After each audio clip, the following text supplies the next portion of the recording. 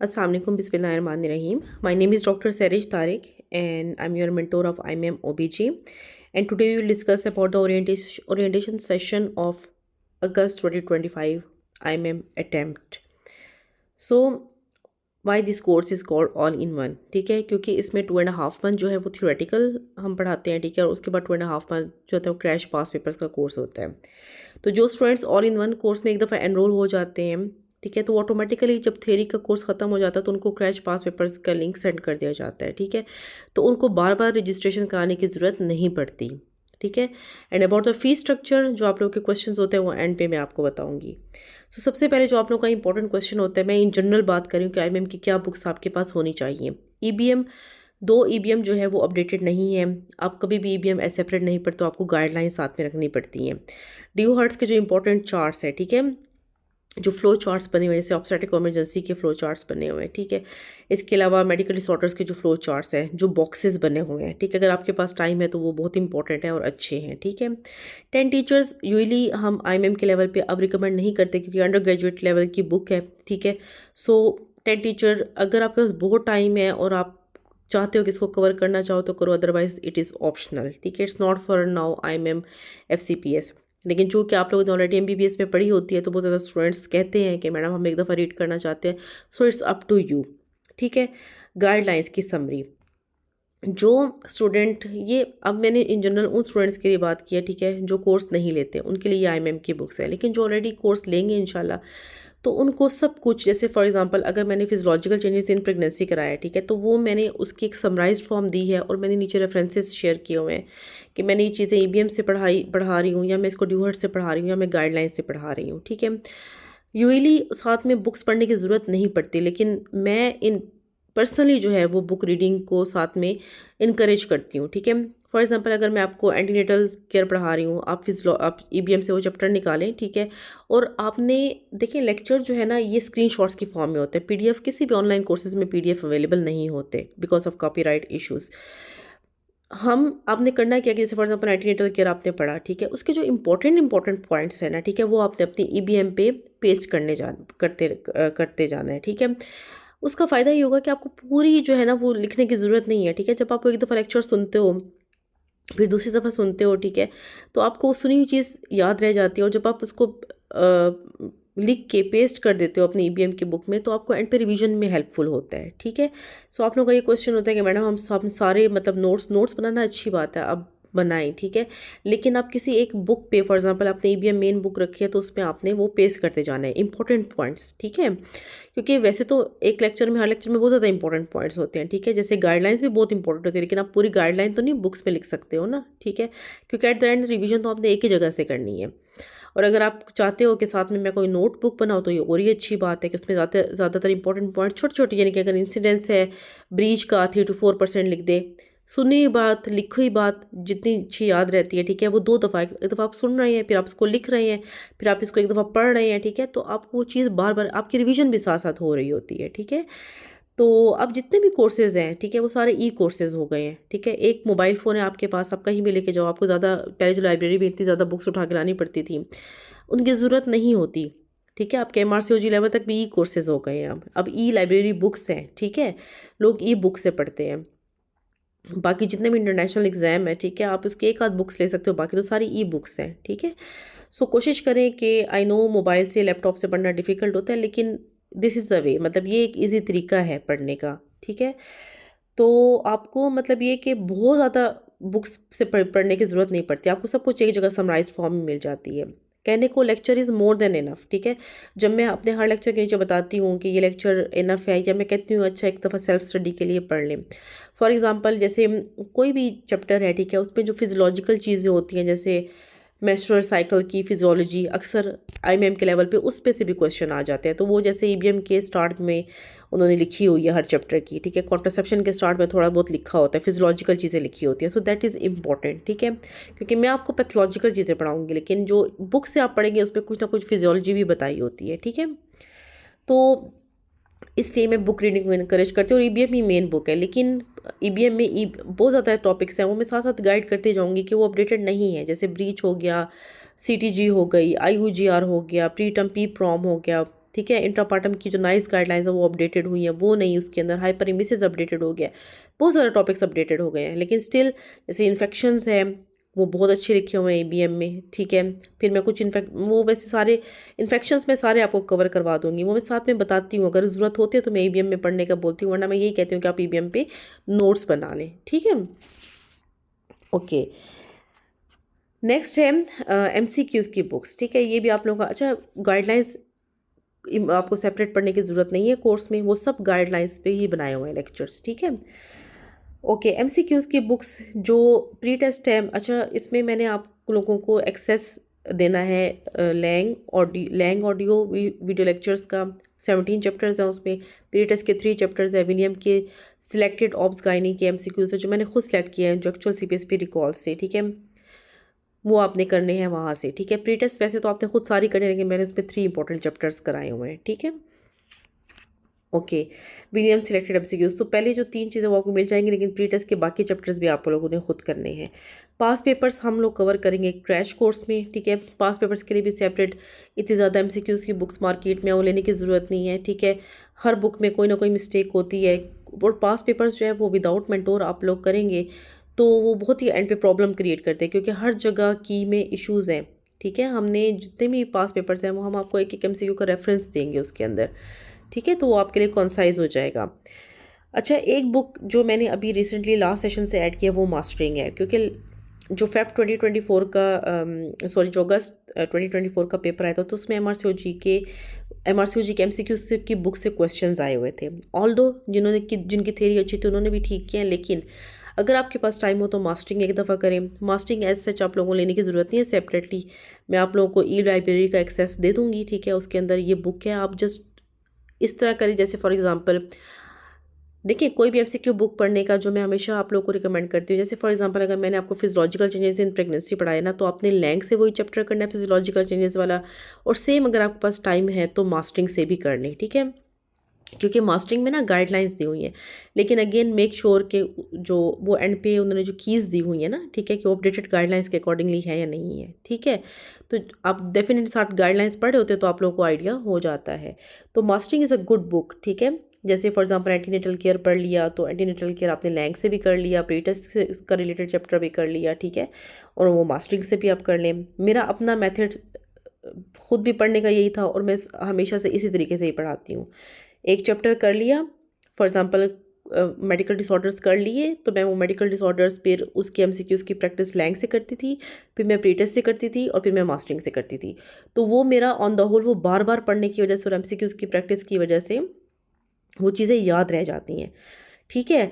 तो ये जो 2.5 मंथ है ना, ना सिर्फ थेरी बल्कि आपने जो मेन बुक्स है आपकी लैंग, प्री टेस्ट और mastering is optional but it's good, ये आपने साथ साथ में करनी है, ठीक है। तो आपको मतलब आपने एक दफ़ा एक चीज़ पहले पढ़ ली डिटेल से, एक टॉपिक पढ़ लिया, फॉर एग्जांपल आपने एंटीनेटल केयर डिटेल से पढ़ लिया एक दफ़ा लेक्चर से, फिर आपने उसको उसके छोटे पॉइंटर्स नोट्स बना लिए, फिर आपने लैंग से कर लिया, प्री टेस्ट से कर लिया, और अगर टाइम मिला तो मास्टरिंग से कर लें।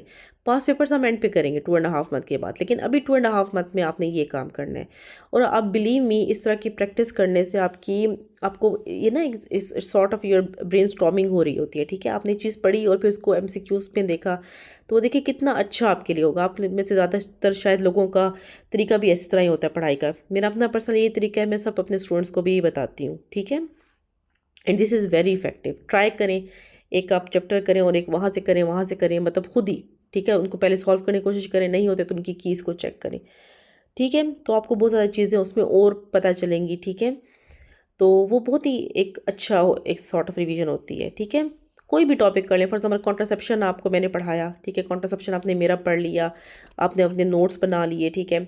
उसके बाद आप कॉन्ट्रासेप्शन को लैंग से करें, फिर उसको प्री टेस्ट से करें, और अगर टाइम मिले तो मास्टरिंग से करें, फिर आप देखिए कि एट द एंड आपको वो कितना अच्छा आएगा, ठीक है। तो दिस इज़ वेरी इंपॉर्टेंट, ठीक है। तो ये आप लोगों का क्वेश्चन हो गया IMM बुक्स का, ठीक है। उन लोगों के लिए भी जो कोर्स नहीं ज्वाइन कर रहे, ठीक है, बिकॉज ये जो मैं भी सब चीज़ें बताऊंगी, सिर्फ ये नहीं कि कोर्स जो ज्वाइन कर रहे हैं, जो जिन्होंने करना है, बल्कि उन लोगों के लिए भी जो नहीं ज्वाइन कर रहे, उनके लिए भी ये मेन बुक्स हैं, ठीक है। फिर उनको कुछ थोड़ी एक्स्ट्रा एफर्ट्स करनी पड़ेंगी, ठीक है। यहाँ पे तो हम एक कॉन्साइज फॉर्म में लेक्चर दे देते हैं, रेफरेंसेस बता देते हैं, इवन लैंग की ऑडियो लेक्चर्स में आपको पूरी अलॉन्ग विद इरेटा, ठीक है। मैंने मतलब इस तरह से एक लैंग की बुक्स में नहीं किया हुआ ये क्वेश्चन का इरेटा है, मैंने पूरा पूरा लेक्चर उसमें डिस्कस किया हुआ है, ठीक है। और उसकी कीज़ को अपडेट किया हुआ है एज़ पर RCOG, क्योंकि लैंग की कुछ कीज़ जो है वो ACOG के अकॉर्डिंगली है, ठीक है। तो दिस इज़ ये आप लोगों का क्वेश्चन होता है जो बहुत IMM की बुक्स में क्या पढ़ना है, ठीक है। इसके अलावा हाई रिस्क पढ़ने की ज़रूरत नहीं है, ठीक है। शॉस पढ़ने की ज़रूरत नहीं है, प्लीज़ इनकी बुक्स को छोड़ दें। FCPS के लेवल पे भी हम उनमें सिलेक्टेड टॉपिक्स करते हैं, ठीक है। ओके, पेपर का पैटर्न क्या होता है? पेपर 1 100 MCQs, पेपर 2 100 MCQs, ठीक है। जो ऑलरेडी रिपीटर्स हैं उनको पता है, लेकिन जो फ्रेश कैंडिडेट्स हैं उनके लिए ये है कि 100 MCQs होते हैं, 2 आवर्स के लिए एक पेपर होता है, दरमियान में थोड़ा गैप होता है। इस चीज़ के लिए मैं आपको सबसे इंपॉर्टेंट बात बताऊँ कि अपनी रिस्ट वॉच आपने लेके जानी है, ठीक है। अपना टाइम मैनेजमेंट आपने खुद करना है। जो MCQs आपको आ रहे हैं आपने उनको करते जाना है। जिन MCQs में आपको सोचने में बहुत टाइम लग रहा है उनको स्किप करते जाएं, उनको एंड के लिए रखें। लेकिन एंड में आपने at least half an hour skipped questions को देना है, ताकि आप उस पर ज़्यादा सोच के सही करें। अक्सर स्टूडेंट्स क्या करते हैं कि या तो शुरू में कुछ क्वेश्चंस पे बहुत टाइम वेस्ट कर लेते हैं, ठीक है, या एंड पे इतने क्वेश्चन को स्किप कर देते हैं कि वो एंड पे जब टाइम ख़त्म हो जाता है तो बस ऐसे रैंडमली उनको टिक करना शुरू कर देते हैं। तो टाइम मैनेजमेंट इज़ इम्पॉर्टेंट। अगर टाइम मैनेजमेंट नहीं है आपका पेपर ख़राब हो जाएगा, ठीक है।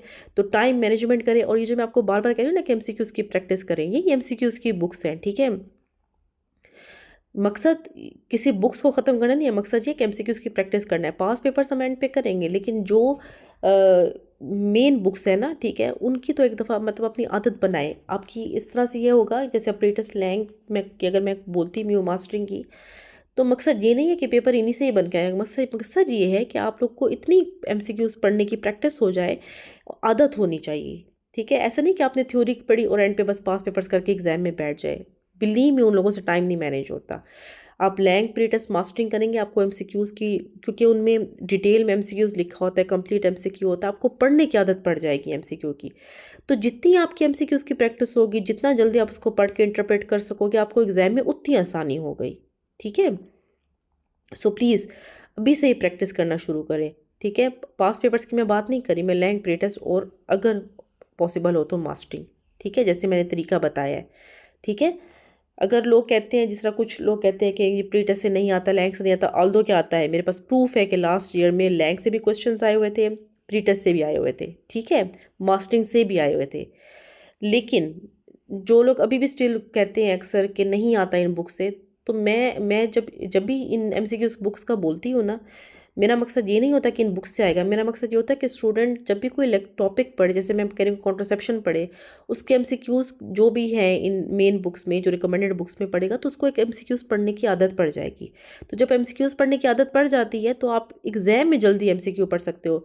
बजाय इसके कि आप पास पेपर्स के वो जो छोटे इनकम्प्लीट सिनेरियोज पढ़ के जाते हो और वहाँ पे वो लंबा सिनेरियो होता है, ठीक है, तो आप फिर परेशान हो जाते हो, उस पर टाइम वेस्ट होता है। तो MCQs की प्रैक्टिस का मकसद ये होता है, ठीक है। So that is very important. और combined 75% score is needed to pass this exam, ठीक है। ओके, अच्छा, ये IMM का CPSP का सिलेबस है, पुराना ही है, CPSP की वेबसाइट पे पड़ा हुआ है, लेकिन चीज़ें इसी तरीके से ही आती हैं। इस पर गायनी का उन्होंने 30% लिखा हुआ है, लेकिन ये जो 30% है ये बहुत इंपॉर्टेंट है, ठीक है। इस 30% को अक्सर स्टूडेंट मल्टीप्लाई बाई 0 कर देते हैं। वो ऑब्स्टेटिक्स इतनी ज़्यादा पढ़ते हैं, गायनी को लिफ्ट ही नहीं कराते। और वो जो आपको गायनी फिर देते हैं ना, और बिलीव मी कि इनके मार्क्स हर क्वेश्चन के इक्वल भी नहीं होते। तो 30% वेटेज के जो है ना गायनी, प्लीज़ IMM के लिए भी दैट इज़ वेरी इंपॉर्टेंट, ठीक है। तो इसमें वही DUB, female organ, development of female genital organ, normal abnormal, amenorrhea, DUB, AUB, PMS, ठीक है, UV prolapse, infertility, contraception, sterilisation बहुत इंपॉर्टेंट है। Contraception is a backbone. Contraception is gynae में कॉन्ट्रासेप्शन, एबनॉर्मल यूट्राइन ब्लीडिंग, ठीक है, this is the backbone of IMM, ठीक है। One of student told me कि मैडम लास्ट टाइम 60 क्वेश्चंस आए थे कॉन्ट्रासेप्शन से, पेपर मुश्किल था। तो मैं आपको कहूँगी कि देखिए बच्चे, अगर 100 क्वेश्चन भी वो कॉन्ट्रासेप्शन से देते हैं ना, ठीक है, तो भी डेफिनेटली उनको देना चाहिए। तो और IMM में है ही क्या, ठीक है। हाँ, अगर वो 60 क्वेश्चन ऑनकोलॉजी से देंगे तो मैं कहूँगी कि IMM के स्टूडेंट्स के साथ जाती है। लेकिन अगर वो 60 क्वेश्चन कॉन्ट्रासेप्शन से देंगे तो मैं कहूँगी कि IMM के स्टूडेंट्स के लिए ये तो फेवर है। अगर एक आईएमएम के स्टूडेंट को लेबर और कॉन्ट्रासेप्शन नहीं आता, ठीक है, तो वो फिर एग्जाम में और क्या करेगा।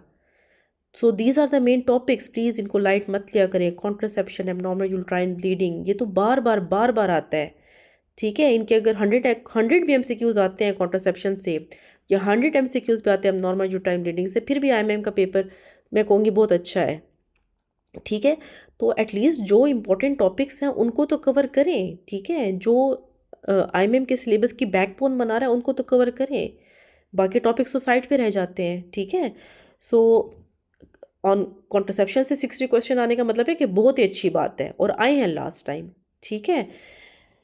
Okay, pre and post op assessment, ठीक है, gynaecological procedures, insertion of pessaries, ठीक है, ये माइनर चीज़ें। अच्छा, topics where low level of knowledge, radiotherapy, oncology, endoscopy, urinary fistula. Oncology जो है वो इसमें प्री इन्वेसिव चीज़ें तो मैं हमेशा से करवाती हूँ स्टूडेंट्स को, लेकिन ऑनकोलॉजी इसका पार्ट नहीं आया मैम का, लेकिन इस मरतबा सी सर्विक्स और सी एंडोमीट्रियम मैं करवाऊँगी, ठीक है।